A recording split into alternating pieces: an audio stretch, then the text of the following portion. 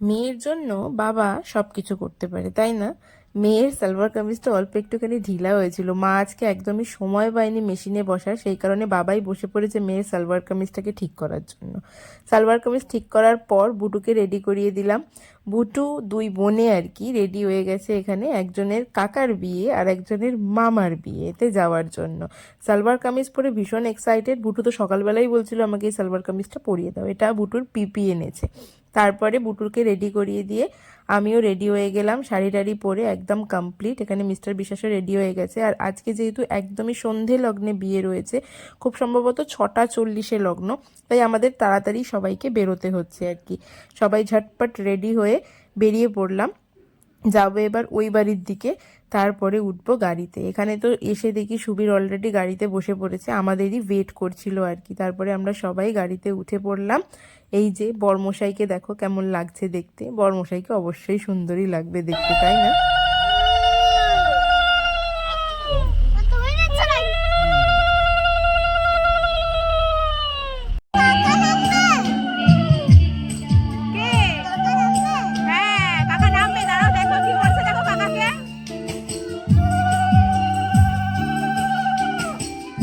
মেয়ের বাড়ির ডিস্টেন্স আমাদের বাড়ির থেকে খুব একটা বেশি দূরে নয়, তাই আমরা তাড়াতাড়ি পৌঁছে গেছিলাম। এখানে আসার পর শুরু হয়েছে সুবীরকে বরণ করা। সুবীরের শাশুড়ি সুবীরকে বরণ করছে এবং এখানে সবাই বলছিল গোটা মিষ্টিটা ধরে মুখে দাও, কিন্তু সুবীর কিছুতেই গোটা মিষ্টি খাবে না। আমি বেশি মিষ্টি খাবো না, সকাল থেকে মিষ্টিই খেয়ে যাচ্ছি, কারণ আশীর্বাদের সময় মিষ্টি, সকাল থেকে পায়েস খেয়েছে, মিষ্টি মানে যা খাওয়া হয়েছে সব তো মিষ্টিই খাওয়া হয়েছে, অন্য কিছু তো আর খাওয়া হয়নি। তারপরে যাই হোক অল্প একটুখানি মিষ্টি দিয়েছে। মিষ্টি খাওয়ার পর তারপরে এবার বরকে ভেতরে নিয়ে যাওয়ার পালা। বর তো এখানে ফোনেই ব্যস্ত, আসলে ক্যামেরাম্যানরা এসে পৌঁছায়নি। ফটোগ্রাফার যারা ছিল তাদের একটা গাড়িতে পাঠানো হয়েছিল, তারা অন্য একটা জায়গায় চলে গেছে, যে কারণে সুবীরের আর এই যে বরণ করার সময়টার আর কোনো ফটোগ্রাফি বা ভিডিওগ্রাফি করাই হয়নি।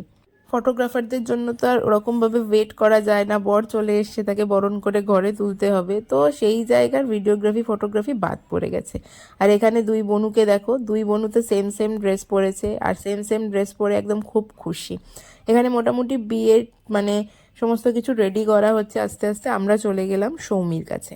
সৌমি তখন মোটামুটি সাজুগুজু হয়ে গেছে, ফটোগ্রাফাররা আলটিমেটলি এসে পৌঁছেছে। অ্যাকচুয়ালি ওদের গাড়িটা অন্য কোনো দিকে নিয়ে চলে গেছিলো, যেই কারণে লেট হয়ে গেছে ওদের আসতে আসতে।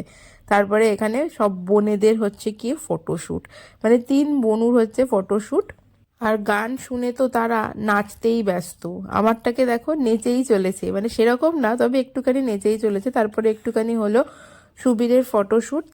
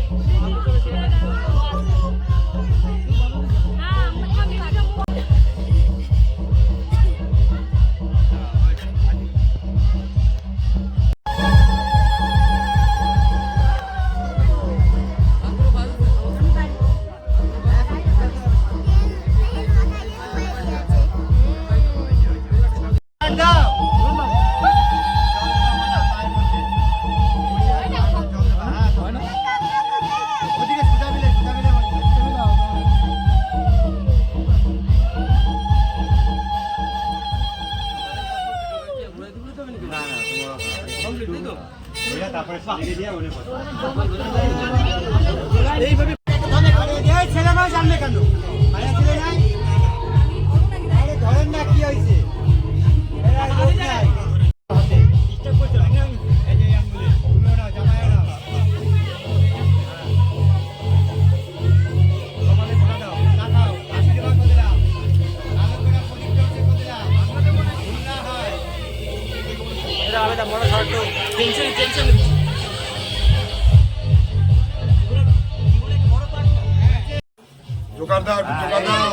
আরো উলু দাও।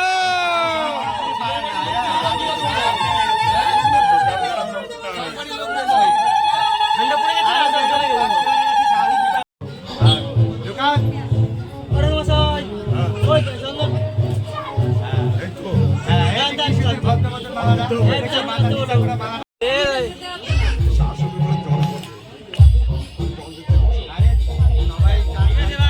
পায়ে তেল মাখিয়ে জল দিয়ে নমস্কার করা, শুভদৃষ্টি, মালা বদল সমস্ত কিছু কমপ্লিট করে এবার ফাইনালি বিয়েতে বসেছে। তো বিয়ের অর্ধেক কিছু হয়ে গেছে, সমস্ত রিচুয়ালস তো আর ক্যামেরাবন্দি করা সম্ভব হয় না, যেটুকুনি ক্যামেরাবন্দি করা যায় আর কি। এখন হচ্ছে খই পোড়ানো। এই যে পায়ে তেল মাখিয়ে জল দিয়ে নমস্কার করার যে রিচুয়ালসটা আমি দেখলাম, এই রিচুয়ালসটা কিন্তু আমার বিয়ের সময় হয়নি। মানে এটা আমার বিয়ের সময় করা হয়নি, জানি না কেন, বা আমাদের এখানে হয়তো এই নিয়মটা নেই, সেটাও হতে পারে মেবি। তো এই রিচুয়ালসটা ছিল না। বাকি যেগুলো আছে সেগুলো তো রয়েছে। তারপরে হ্যাঁ, চন্দনের ফোঁটা পরানোর যে রিচুয়ালসটা সেটাও ছিল না আমাদের, কিন্তু ওই ছাউনি নাড়া ফুল বলে গোলাপ ফুল শোকানোর একটা রিচুয়ালস একটা ছিল আর কি সেই টাইমে। যাই হোক, মোটামুটি বিয়ে কমপ্লিট হয়ে এবার শেষ পর্যায়ে, এবার শুধু এই যে 7 পাকে ঘোরা আর সব শেষে সিঁদুরদান হলেই কমপ্লিট। তার কামনা করবা তাই পাবা।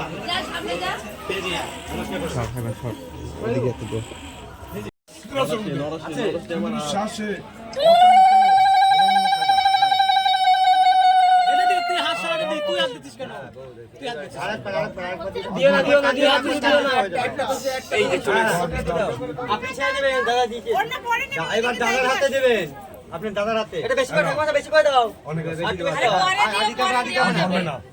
তুমি দিয়ে দাও, দিয়ে দাও, দিদির হাত দিতে পারো। এ দিদি তুই হাত দিবি না, হ্যাঁ এবার তুমি আর তাকাবে না, ঠিক আছে? সেটিং করে দে, তুই হাতটা ছেড়ে দে, সেটিং করে দে, হাতটা ছেড়ে দে। তুমি সিঁদুরটা টান দিয়ে দাও, আর কিছু করতে হবে না। দাদা দাদা এখন না, দাদা শ্বাসে অত্যন্ত এবার ঠিক আছে, নাও এবার তুমি ডাকো। এবার এত দিনের অপেক্ষার আলটিমেটলি অবসান। তো ওদের বিয়ে কমপ্লিট, সমস্ত কিছু কমপ্লিট করার পর বুটু চলে গেছে কাকা আর কাম্মার সাথে ফটো তুলতে। ওর ফটো তোলা কমপ্লিট করে চলে আসলাম সোজা খাওয়ার জায়গায়। বেশ খানিকটা রাত হয়ে গেছে, বুটুকে খাওয়াতে হবে, সেই জন্য আমি বুটুকে নিয়ে বসে পড়লাম, বুটুকে খাইয়ে দিলাম। মিস্টার বিশ্বাস এখনো অবধি বসেনি, মিস্টার বিশ্বাস ওদের সাথে বসবে আর কি, সুবীর আর সৌমির সাথে।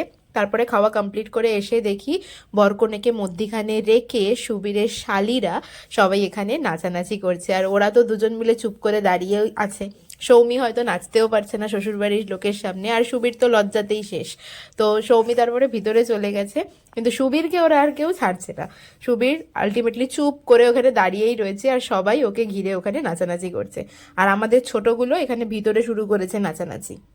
তারপর সুবীরও সব কিছু ছেড়ে চলে এসেছে ভিতরে। অ্যাকচুয়ালি ও চুপ করে দাঁড়িয়ে কি করবে বুঝতে পারছিল না, ওখানে সবাই এত নাচানাচি করছে, ওর নাচার ইচ্ছা করলেও ঠিক নাচতে পারছে না লজ্জার জন্য।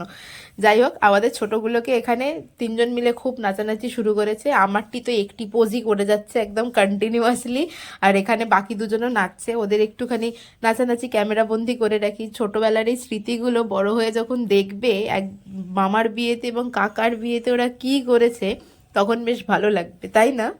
তাই এগুলোকে অবশ্যই ক্যামেরাবন্দি করতেই হবে। তো ওদের এই সমস্ত কিছু দেখে নাচ টাচ দেখার পর চলে আসলাম ভিতরে। এবার হচ্ছে গিয়ে বধূ বিদায়ের পালা। তার কারণ আমার শ্বশুরবাড়িতে নিয়ম না রাত্রিবেলাই বউকে নিয়ে চলে আসে। ভীষণই অদ্ভুত একটা নিয়ম, মানে এই নিয়ম হয়তো কোথাওই দেখা যায় না। মানে আমার তো দেখা প্রথম, আমার বিয়েটাই ছিল এরকম। কেননা সবসময়ই দেখেছি পরের দিনকে সকালবেলা বউ যায়, আর আদারওয়াইজ যদি বাঙাল হয়ে থাকে তাহলে সন্ধেবেলা যায়। কিন্তু আমার শ্বশুরবাড়িও বাঙাল, কিন্তু এই বাড়ির নিয়ম অনুযায়ী রাত্রিবেলাতেই মেয়েকে নিয়ে চলে আসে।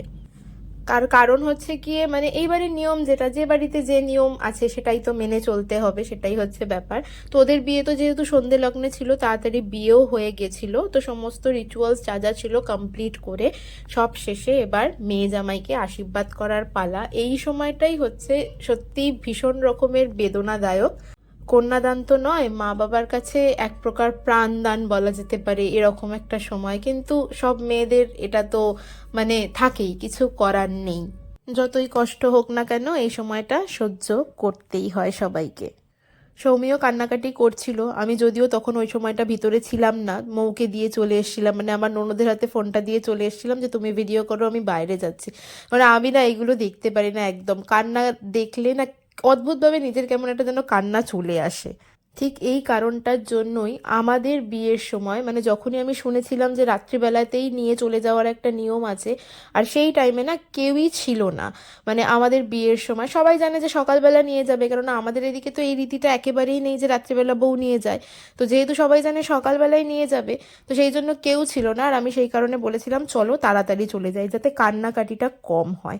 তারপরে ফাইনালি আমরা বউকে নিয়ে চলে এসেছি আমাদের বাড়ি। একটু নিচে একটু নিচে হ্যাঁ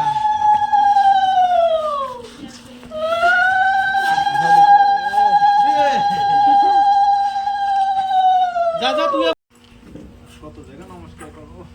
আরে এখনো তো পার্টি শুরু হুয়া है अभी।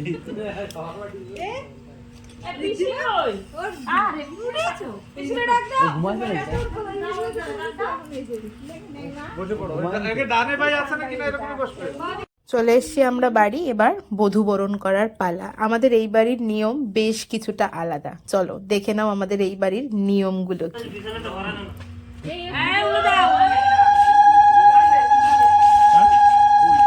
ফুল হ্যাঁ খুলে রাখা আছে।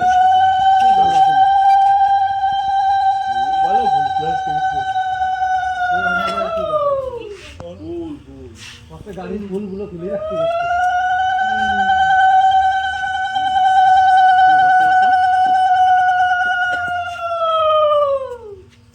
জুতো জুতো তোমার জুতো জুতো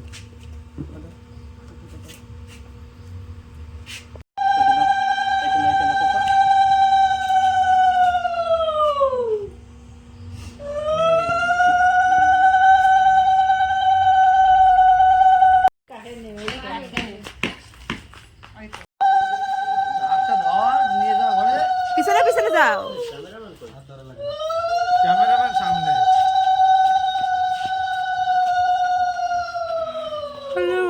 যাও যাবে দেখা মানবে না